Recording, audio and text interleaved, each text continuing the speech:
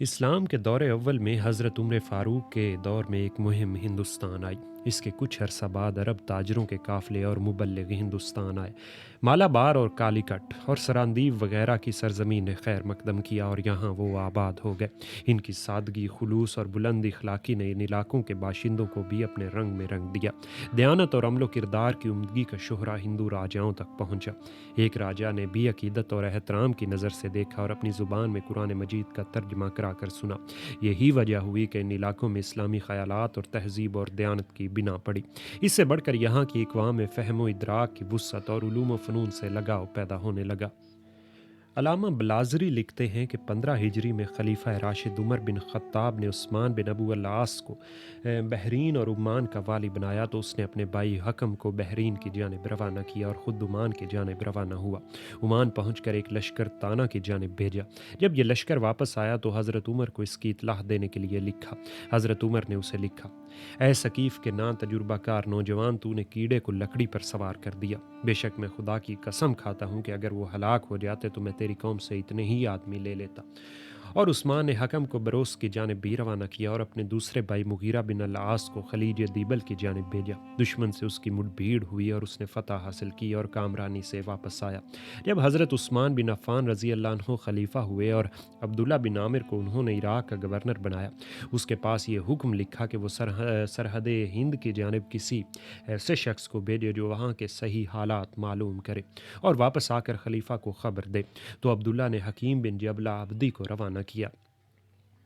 جب حکیم ہند سے واپس آئے تو اسے حضرت عثمان کے پاس عبداللہ نے بھیج دیا۔ حضرت عثمان نے اسے ہندوستان کے شہروں کا حال دریافت کیا تو حکیم نے عرض کیا کہ یا امیر المومنین، میں نے وہاں کے حالات سے بہت اچھی طرح واقفیت حاصل کی ہے اور خوب تحقیقات کی ہیں اور وہاں کے لوگوں کو آزمایا ہے۔ آپ نے فرمایا کہ تفصیلی حالات بیان کرو۔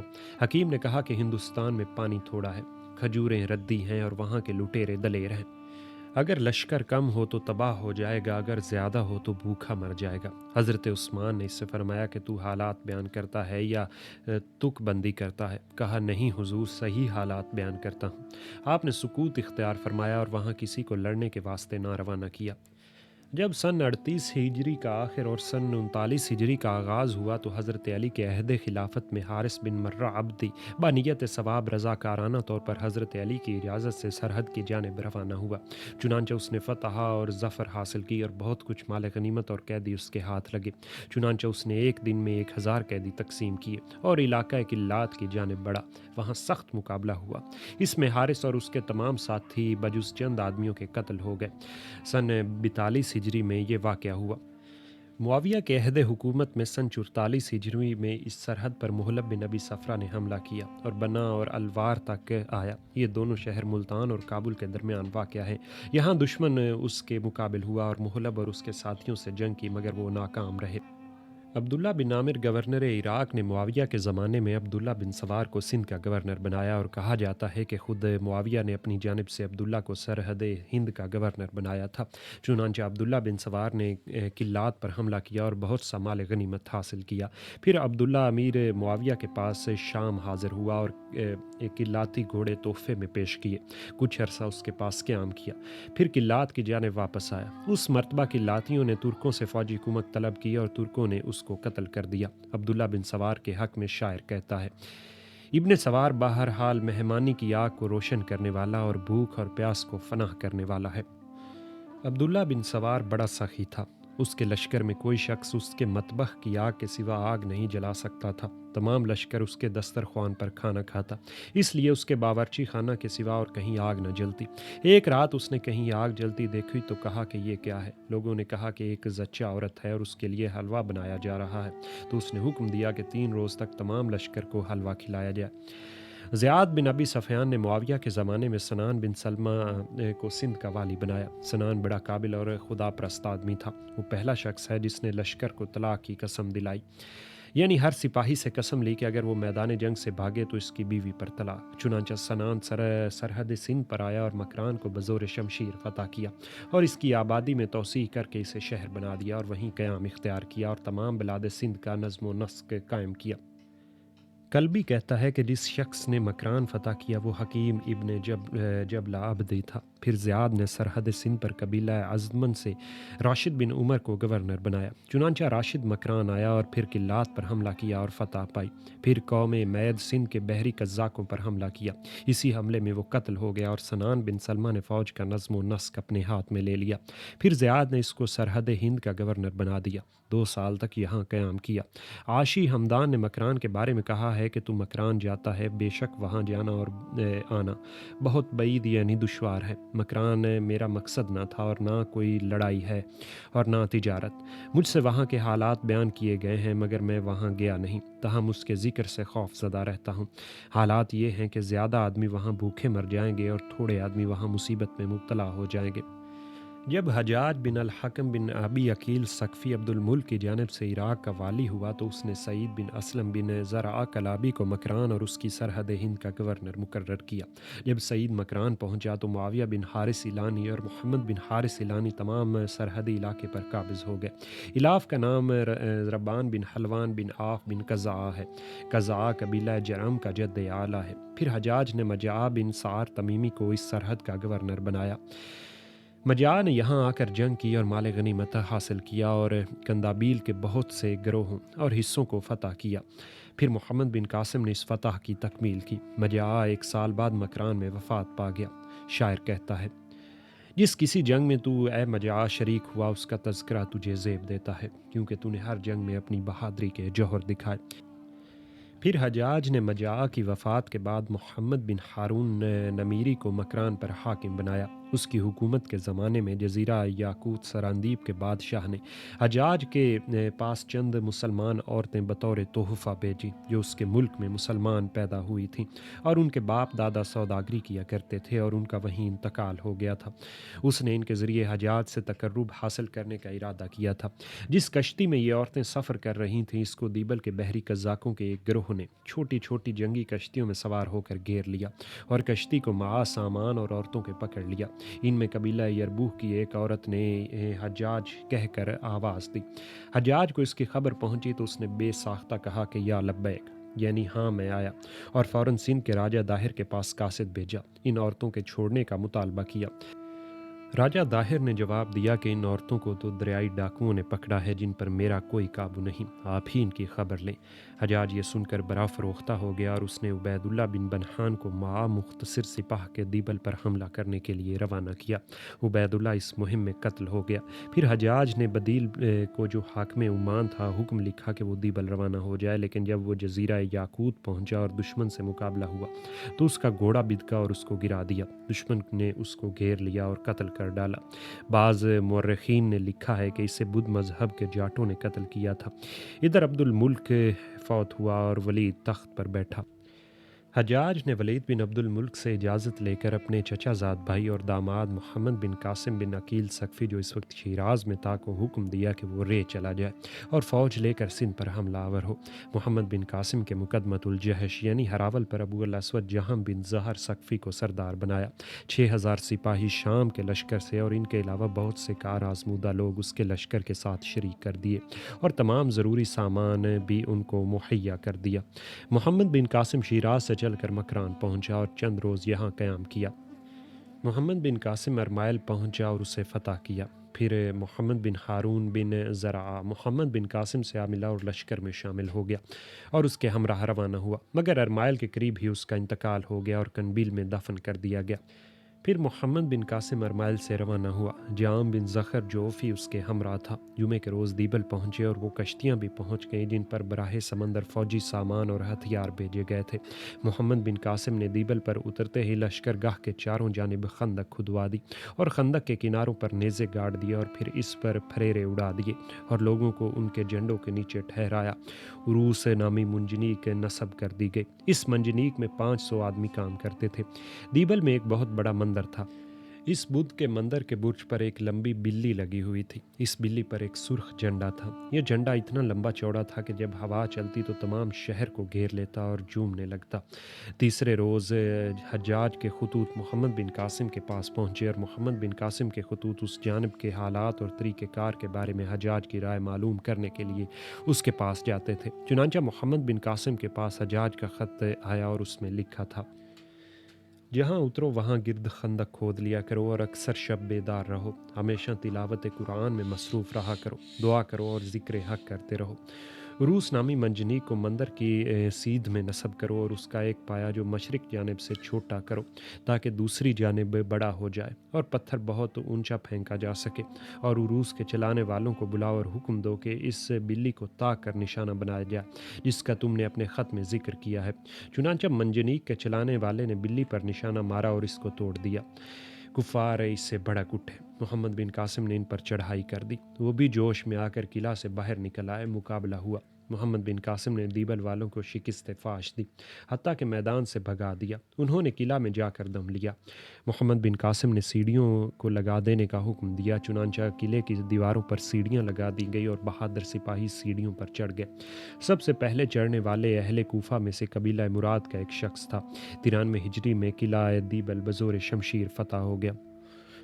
محمد بن قاسم نے فتح کے بعد مسلمانوں کو دیبل میں زمینیں تقسیم کی، ایک مسجد تعمیر کی اور 4000 مسلمانوں کو وہاں آباد کیا، اور دیبل کو عساکر اسلامیہ کے لیے ایک فوجی مرکز بنا دیا۔ اس کے بعد ہارون ابن ابو خالد مروزی سندھ کا گورنر مقرر کیا گیا، مگر تھوڑے ہی عرصے بعد وہ قتل کر دیا گیا۔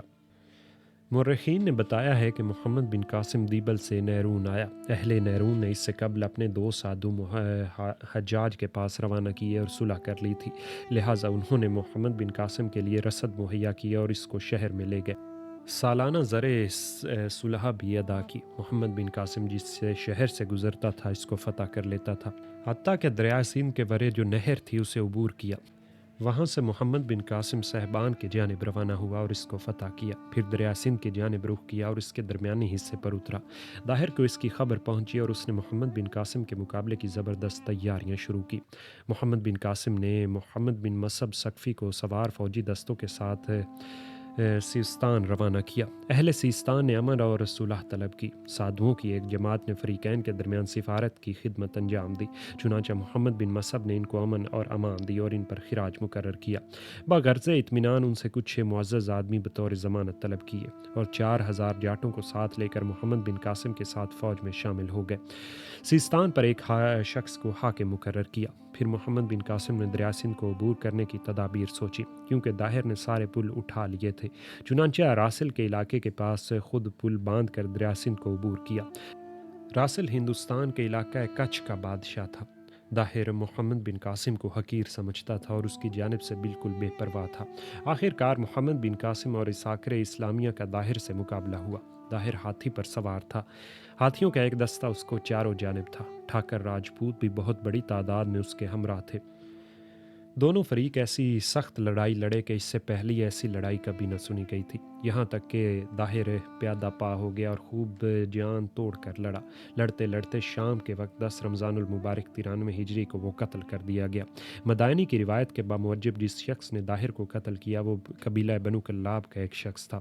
اس نے اس موقع پر شعر کہا: فوجی سوار اور نیزے اور محمد بن قاسم سب شاہد ہیں کہ بے شک میں نے بغیر منہ موڑے جنگ داہر میں دشمنوں کی صفوں کے پرے توڑ دیے، حتیٰ کہ تلوار لے کر خاص ان کے بادشاہ کے سر پر جا پڑا اور اس کو خاک میں لوٹ پوٹ بغیر تکیے کے رخساروں کے بلے پڑا ہوا چھوڑ دیا۔ مورخین کہتے ہیں کہ محمد بن قاسم نے راوڑ کو بزور شمشیر فتح کیا۔ قلعہ راوڑ میں داہر کی بیوی پناہ گزی تھی، اس کو خوف ہوا کہ وہ پکڑی نہ جائے، لہٰذا اس نے خود کو مع اپنی لونڈیوں اور تمام مال و متاع کے جلا کر ستی کر لیا۔ پھر محمد بن قاسم نے پرانے برہمن آباد آیا۔ یہ منصورہ سے 2 فرسخ 6 میل کے فاصلے پر ہے۔ ان دنوں منصورہ نہ تھا بلکہ اس کی جگہ جاڑیاں تھیں۔ داہر کی شکست خوردہ فوج اسی برہمن آباد میں تھی، لہٰذا انہوں نے محمد بن قاسم سے سخت جنگ کی۔ بالآخر محمد بن قاسم نے برہمن آباد کو بزور شمشیر فتح کیا اور 8000 فوجی سپاہیوں کو قتل کیا، اور کہا جاتا ہے کہ 26,000۔ پھر اپنا عامل وہاں قائم مقام چھوڑ دیا۔ اس کے بعد محمد بن قاسم بڑھتا بڑھتا راوڑ تک پہنچ گیا۔ یہ سندھ کے بڑے شہروں میں سے ایک ہے اور ایک پہاڑی پر واقع ہے۔ چند ماہ تک اہل راوڑ کا محاصرہ جاری رہا۔ آخر کار اس شرط پر بطور صلح فتح کی کہ محمد بن قاسم نہ تو ان کو قتل کرے گا اور نہ ان کے مندر سے تعرض کرے گا۔ مصنف کہتا ہے کہ یہ بدھ مذہب کا عبادت خانہ ہے، اور بالکل اسی طرح جیسے عیسائیوں کے گرجے اور یہودیوں کے کلیسے اور آتش پرستوں کے آتش کدے ہیں۔ اہل راوڑ کو خراج مقرر کیا اور ایک مسجد تعمیر کی اور وہاں سے سکہ سکھر کی جانب روانہ ہوا۔ یہ دریائے بیاس کے دوسری جانب ایک شہر ہے۔ محمد بن قاسم نے اس کو بھی فتح کیا، پھر دریائے بیاس کو عبور کر کے ملتان پہنچا۔ اہل ملتان نے اس سے مقابلہ کیا اور سخت لڑائی ہوئی۔ زائدہ ابن عمیر طائی نے خوب اس بہادری کے جوہر دکھائے۔ مشرکین کو میدان جنگ میں شکست ہوئی تو بھاگ کر شہر میں داخل ہوئے اور قلعے کے دروازے بند کر لیے۔ محمد بن قاسم نے اہل ملتان کا محاصرہ کیا۔ محاصرہ بہت طویل ہو گیا اور مسلمانوں کے توشے اور سامان خورد و نوش ختم ہو گئے۔ جب کچھ نہ رہا تو گدھے ذبح کر کے کھائے۔ آخر کار ایک شخص امان لے کر مسلمانوں کے پاس آیا اور اہل ملتان جو پانی پیتے تھے اس کے داخل ہونے کی جگہ اور راستے سے آگاہ کیا۔ محمد بن قاسم نے اس راستے کو پاٹ کر بند کر دیا۔ جب وہ پیاسے مرنے لگے تو انہوں نے مسلمانوں کے سامنے ہتھیار ڈال دیے۔ چنانچہ محمد بن قاسم نے لڑنے والوں کو قتل کیا اور ان کے بیوی بچوں کو قید کر لیا، اور بدھ مندر کے پجاری جو 6000 تھے گرفتار کر لیے گئے اور بہت سا سونا مسلمانوں کے ہاتھ آیا۔ یہ تمام اموال غنیمت ایک کوٹھڑی میں جمع کیے گئے جو 10 گز 8 گز تھی۔ اس کی چھت میں ایک روشن دان کھلا ہوا تھا۔ تمام اموال جو اس میں امانت رکھے جاتے تھے سب اسی روشن دان سے ڈالے جاتے تھے۔ اسی لیے ملتان کا نام کرج بیت الذہب یعنی سونے کی کوٹھڑی کی سرحد پڑ گیا۔ ملتان کا بدھ مندر اتنا بڑا تھا کہ اس کے لیے اموال کے تحفے لائے جاتے تھے، منتیں مانی جاتی تھی۔ اہل سندھ اس کے حج کے لیے آتے تھے اور طواف کرتے تھے، سر اور داڑیاں اس کے پاس منڈواتے تھے اور کہتے تھے کہ جو بت اس کے اندر ہے وہ حضرت ایوب علیہ السلام ہے۔ جب محمد بن قاسم کے پاس حجاج بن یوسف کے موت کی خبر پہنچی تو وہ راوڑ واپس چلا آیا۔ یہاں آ کر لوگوں کو تنخواہیں دیں اور ایک لشکر بلمان کی جانب روانہ کیا۔ انہوں نے جنگ نہیں کی اور اطاعت قبول کر لی۔ اہل سرست نے بھی مصالحت کر لی۔ جب 96 ہجری میں خلیفہ ولید بن عبد الملک نے وفات پائی اور سلیمان بن عبد الملک اس کی جگہ حکمران ہوا تو اس نے صالح بن عبد الرحمن کو عراق کے خراج پر گورنر بنایا اور یزید بن ابی قبشہ کو سندھ پر۔ تو یزید نے محمد بن قاسم کو معاویہ بن محلب کے ساتھ گرفتار کر کے بھیجا۔ تو اس وقت محمد بن قاسم نے یہ شعر اپنے حسب حال پڑھا: لوگوں نے مجھے ضائع کر دیا، مگر افسوس انہوں نے لڑائی کے دن اور سرحد کے استحکام کے لیے کام آنے والے کیسے اچھے نوجوان کو ضائع کیا۔ اہل ہند محمد بن قاسم کی گرفتاری پر روئے اور کیرج میں اس کا مجسمہ بنایا۔ سہلے نے محمد بن قاسم کو واسط میں قید کر دیا۔ اس وقت محمد نے یہ شعر پڑھے: اگر آج میں واسط اور اس کی سرزمین میں پابند سلاسل دست بر زنجیر توک ور گلو ہوں تو اس پر افسوس نہیں، کیونکہ میں نے بہت سے نوجوان سواروں کو اپنی ہیبت سے خوف زدہ کر دیا ہے اور کتنے ہی اپنے ہم سروں کو میدان جنگ میں مقتول چھوڑا ہے۔ اور اس کے بعد اس نے یہ شعر پڑھے: اگر میں مقابلے میں ٹھہرنے کا ارادہ کر لیتا تو بہت سی عورتیں اور مرد جو لڑائی کے واسطے تیار کیے گئے تھے وہ پامال کر دیے جاتے اور نہ سسکی گھوڑے ہمارے علاقے میں داخل ہوتے اور نہ کوئی عقی مجھ پر امیر ہوتا اور نہ میں غلام کا تابع ہوتا۔ اے شرفا کو تباہ کرنے والے تیرا زمانہ برا ہو۔ سہل بن عبد الرحمن نے خاندان ابو عقیل کے اور لوگوں کے ساتھ محمد بن قاسم کو بھی سخت تکالیف پہنچائیں اور یہاں تک کہ ان کو قتل کر کے چھوڑا۔ حجاج نے صالح کے بھائی آدم کو قتل کیا۔ اسی کے انتقام میں محمد بن قاسم کو صالح نے قتل کیا۔ آدم میں خوارج کا عقیدہ رکھتا تھا اور خارجی المذہب تھا۔ حمزہ بن بیض حنفی نے محمد بن قاسم کی وفات پر یہ شعر پڑھا: بے شک مروت رواداری اور جوان مردی محمد بن قاسم کے لیے مخصوص تھیں۔ 17 سال کی عمر میں فوجوں کی سپہ سالاری کی۔ تعجب یہ ہے کہ یہ سرداری پیدائش سے کس قدر قریب ہے۔ اور ایک دوسرا شاعر کہتا ہے کہ 17 سال کی عمر میں مردوں کے سپہ سالاری کی جگہ ان کے ہمسن ایک سرداری سے غافل کھیل کود میں مصروف تھے۔